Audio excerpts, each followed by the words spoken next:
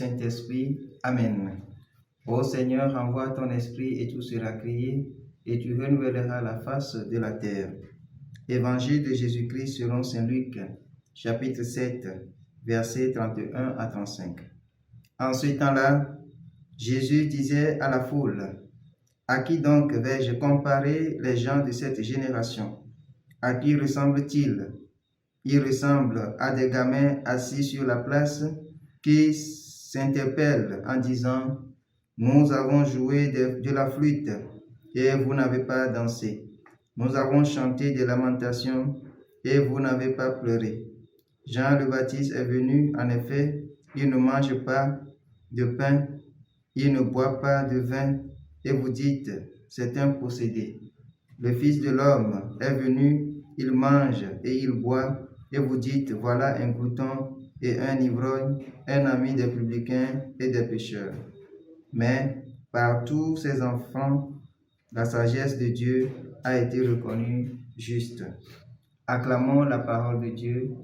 Louange à toi, Seigneur Jésus.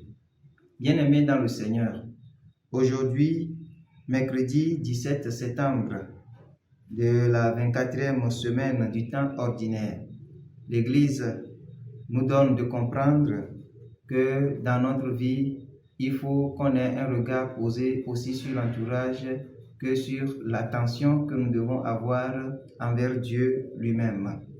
La réaction des enfants dans cet évangile nous donne de comprendre que nous sommes dans une génération qui vit dans l'indifférence totale à l'égard de la parole de Dieu et par ricochet à l'égard de la souffrance des uns et des autres.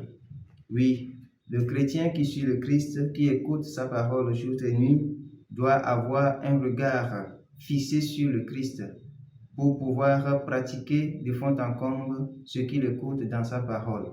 Et s'il arrive à le faire, il doit être aussi attentif aux autres pour pouvoir donner un coup de main à celui qui se retrouve dans le besoin. Mais qu'est-ce qu'on constate? Aujourd'hui, nous vivons dans un monde où tout porte à croire que nous devons rechercher seulement ce qui est bon pour nous et nous seuls. Tout pour moi, rien pour les autres. Ce qui se passe à côté ne me touche pas. Ce qui se passe à côté n'est pas mon problème. Que Dieu nous accorde la grâce d'un cœur ouvert, attentif à la parole de Dieu, à la grâce de Dieu. Et quand cette grâce, cette parole inonde notre vie, que cela rejaillisse aussi sur notre entourage. Qu'il en soit ainsi pour nous, maintenant et pour les siècles des siècles. Amen.